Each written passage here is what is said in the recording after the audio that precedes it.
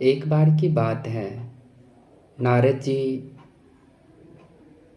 पृथ्वी लोक पर मृत्यु लोक पर आए और मृत्यु लोक में आकर के उन्होंने यहाँ के लोगों से मिला और लोगों से कहा कि इस मृत्यु लोक में बहुत पाप होते हैं, तो तुम लोग उस पाप का क्या करते हो। तो लोगों ने कहा कि हम लोग जो भी पाप करते हैं तो उसके बाद जाकर के गंगा स्नान कर लेते हैं और गंगा में सारा पाप धुल जाता है। फिर नारद जी ने सोचा कि यहाँ से जाकर गंगा जी से ही पूछा जाए कि ये लोग पाप देते हैं तो गंगा जी कहाँ रखते हैं।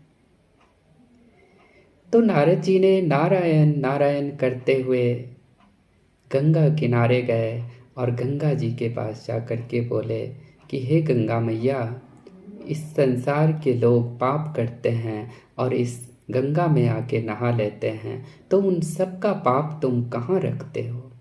गंगा ने भी कहा कि मैंने किसी का पाप अपने पास नहीं रखता हूँ, वो तो समुद्र में मैं भेज देता हूँ।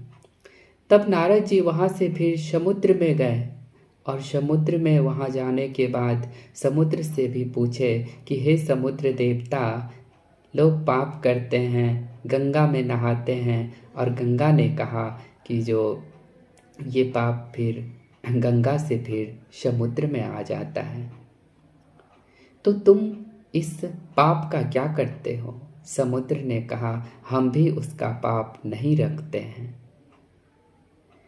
तो क्या करते हो। उन्होंने कहा सब भाप बन करके फिर ऊपर चला जाता है आसमान में।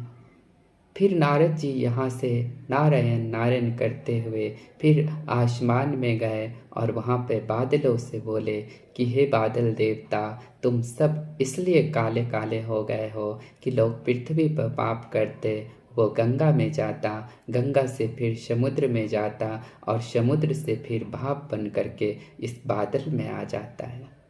तो बादल ने भी जवाब दिया कि हम भी किसी के पाप नहीं रखते हैं। तो उन्होंने कहा क्या करते हो सारे पाप को। उन्होंने कहा कि जिसका होता है वो पाप, उसको हम फिर से बरसा देते हैं। तो यही होता है, जो हम करते हैं वो वापस आता है।